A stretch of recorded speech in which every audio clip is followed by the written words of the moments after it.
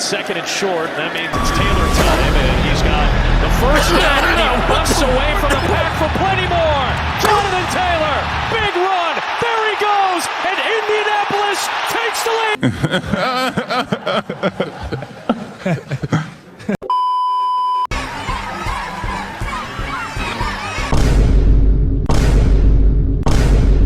What the fuck, y'all? God damn! The second was commit to this running game between the tackles. Takes it, fullback.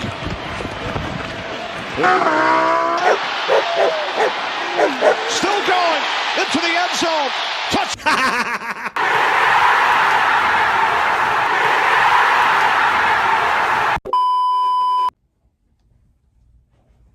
Woo! Welcome back, you beautiful faces. It is the weeks 9 and 10 Fam Fantasy Review. We're back, becoming, kind of a bi-weekly venture, series. I think I'm okay with that. I think hopefully y'all are okay with that. I want to make a lot of effort and put in as much time as I can to make these for you all, to make them just the very best they possibly can be. I am being blinded by my iPad right now, and I'm going to turn my brightness down. Thank you.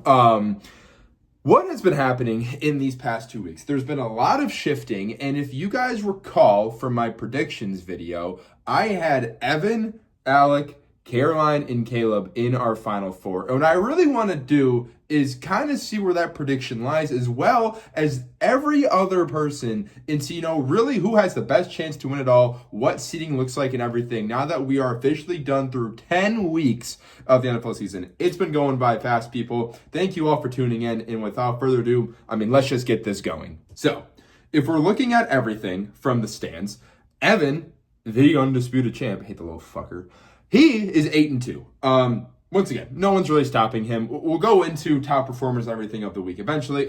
Spoiler alert, wonder who it was. Evan is kind of crushing everyone. Alec, still at the top. He's 6-4 in second place, tied with 1,000 other people. Caleb is also 6-4. Caroline is 6-4. Brett is 6-4. I don't think we've talked about Brett a lot this season. It's really been a lot of the people that haven't been checking their teams, and the people that have just been dominating. And you know what? Brett's kind of a silent killer. Let's kind of look into his team. And Devon Achane is kind of the one that's crushing literally everyone. Rome Odunze is also a great guy. Of course, he didn't have literally a single catch in a 47-point game that the Bears had 2 weeks ago. But if you kind of look at his bench, he's got Mahomes, Brian Thomas, who wish was better.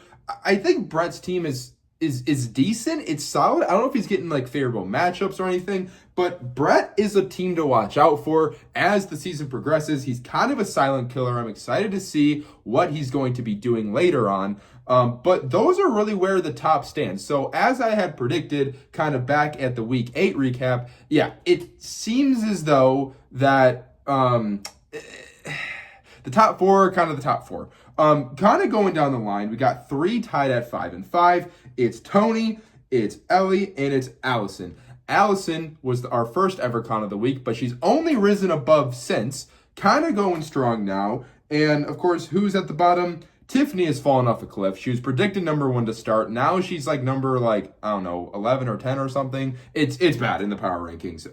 Sophie 4-6, Luke 4-6, and Julia 1-9. And I'm going to be honest, guys, this is really where I want to take a deeper look, into things really, and kind of show you guys just where everything lines up if it all were to go to plan. If we look at Julia, and of course, we all know she isn't checking her motherfucking team. She sits at 1-9. What's crazy, though, is I did some deep analysis in the background. And if Julia had checked her team in weeks 5, 9, and 10, magically, she would actually be 4-6. I kid you not. She would be 4-6, and that doesn't sound like it's really shifting things, but it really does. If you also take a look at Luke in week 8, dumbass. If he checked and actually removed A.J. Brown, put Terry McLaurin in that wide receiver, which he would have done, and then put Willie Marks at the flex spot, which he would have done, he beats Alec. And so everything would have shifted, okay? And by that, this is what I mean. If everything happened, this is what we'd be looking at right now. We would have Evan at 8-2 still. We would have only Brett and Caroline at 6-4. Caleb, Alec, Luke, Tony, and Ellie all sitting at 5-5. Allison, Julia, and Tiffany at 4-6, and Sophie at 3-7. This is why we need to check our teams. Of course, Luke, being the idiot he does, this is literally all he does. I don't know why he didn't check it. Julia probably just isn't in the country half the time. But here's the thing. If you check your teams, the league is completely different. Granted, I love that there's 4 teams at 6-4. Don't get me wrong. Evan 8-2. I mean, really, this league still is anyone's game, although I do think Evan's the heavy favorite, probably at like minus like 900 to win the entire thing. But I mean, that's just what goes to show. We'd have an insane everything would be shifted. So that is what goes to show. You check your teams, and guess what? You go from 1-9 to 4-6, and to be honest, you're just in it. We still got 7 weeks left of this thing. So that is where we're at. But kind of going into things just to kind of backtrack, let's take a look at week 9, and let's take a look specifically at our game of the week. Game of the week for week 9. I'm going to be honest, there weren't the most exciting matchups in the world, but I think it's pretty evident who I'm going to give it to, and that is Tiffany and Caroline. Caroline comes with the 5-point dub, and if we really look, there was a Monday night player for Tiffany, which kind of made it exciting. It was Trey McBride, projected 18.2 points. That would have, put her at like a 3-point loss then. Trey McBride does come with a touchdown, but only 16.5 points. If he got just a little bit more, he could have won. But hey, we all love these Monday night finishes, the star-studded finishes of them all. And hey, congrats, Caroline. You win game of the week that week. And worst game of the week, it's like such a bittersweet feeling. It is this week the one with the largest point spread in between. Alec wins, but Evan loses. Listen, this is the battle of hate. Y'all know I hate these people literally to death. But hey, Evan finally loses again. He only scores 93. Dude, you fucking suck. Clearly, if we look at your team, Puka did Hey, Jonathan Taylor, 7.7. All I'm saying is, as the host, Colts are frauds. I understand they may have only 2 losses on the season, but they both played 2 good teams and they've really kind of lost those 2 games. The Broncos are good. They got like a special guy at offensive brand. Okay, anyways, that was even before, but it's true. They're not good when they face good teams. Jonathan Taylor, 7 points, 45 yards against the Steelers, and I don't even think the Steelers are that good. So, hey, I'm just saying fraud alert here. But DK did nothing. This is literally just Colts versus Steelers for Evan's team. Fuck you, dude. Like, you shouldn't be this good with a Colts team and like a Steelers team like that. And I guess, the Rams are good, but fuck you, dude. But hey, Alec does get the dub. His team kind of pops off. It was about like a 34 point spread. Congrats to Alec. It pains me to say it, but congrats to Alec on that game of the week. Now going into week 10. We'll go game of the week. There wasn't a game of the week. Is this the first week without a game of the week? I mean, I'm going to be honest with you guys. There wasn't a good game.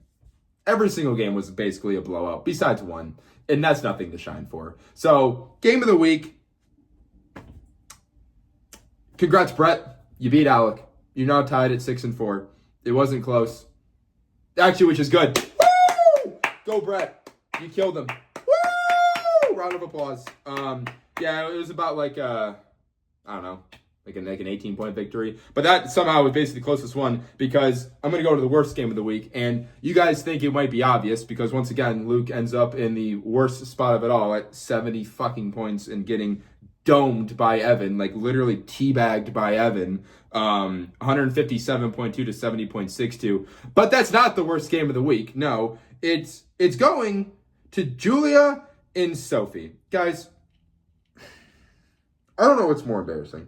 The fact that Julia just doesn't check her team, or the fact that Sophie does check her team and only beat Julia by 5 points. 75.5 to 70.92. This is the worst game I've ever seen. Guys, Luke scored 48 in week 1, but this is somehow worse.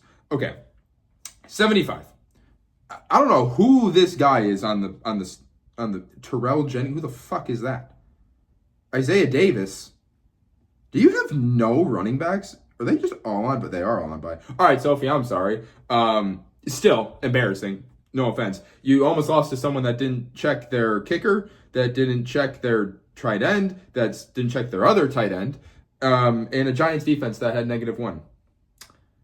Yikes, Sophie. Yikes. Worst game of the week is 70 to 75. There's nothing to gloat about here. There's nothing to shine for. But to kind of take back to, we'll just say better times, Luke had invited the host to a boys' night, and I got my first, take in with everyone all at once, all the boys, and I want you all to see really what happened. So we'll kind of go to that right now. Well, today's the big day. I just got invited from Evan and Brett to a boys' night at Luke's house. So I'm really excited for that.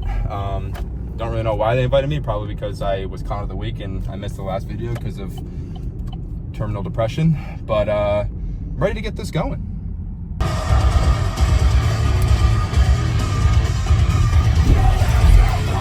Fuck. Evan, who's at the door? Oh, I invited someone. Oh. Hey, Alan. Hey, Evan. Hey, guys. What's up?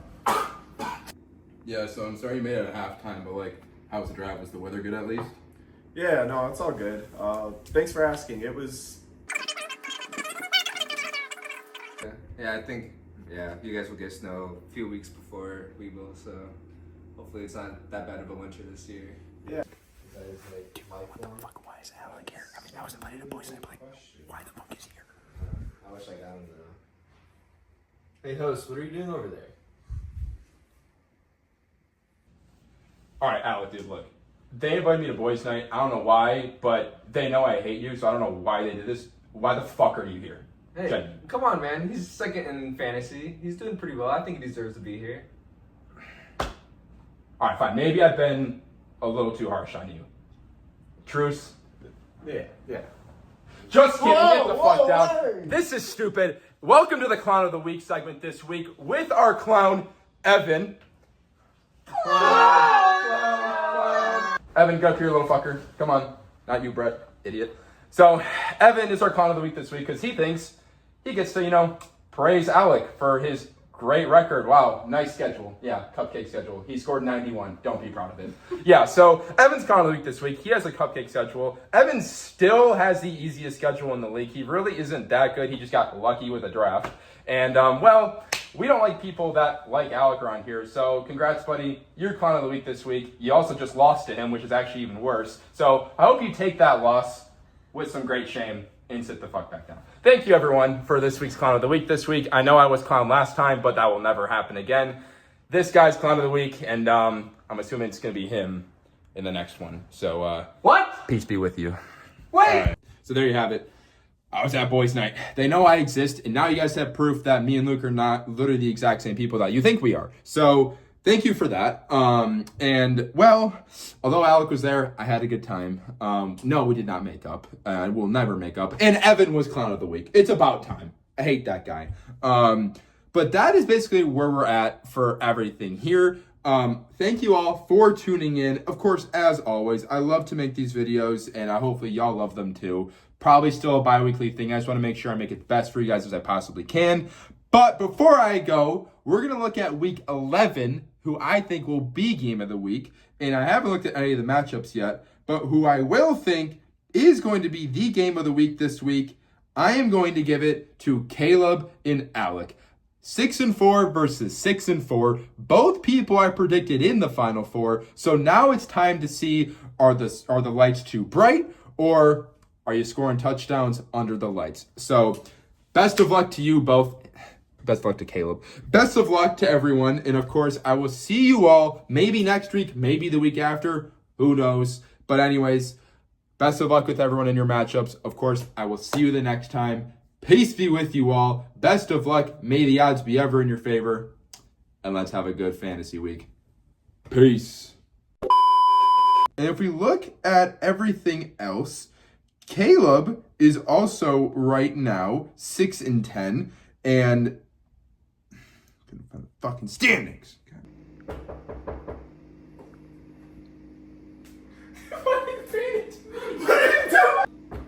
Wait. For like 20 seconds? Are you kidding me? I'm a snake. Alright. I'm a snake. Come on, guys, you're not supposed to laugh. What if I switch with Brett at this one? No, Evan, you're. Go. Yes. No. Why were you guys? Alright, we're good? Alright.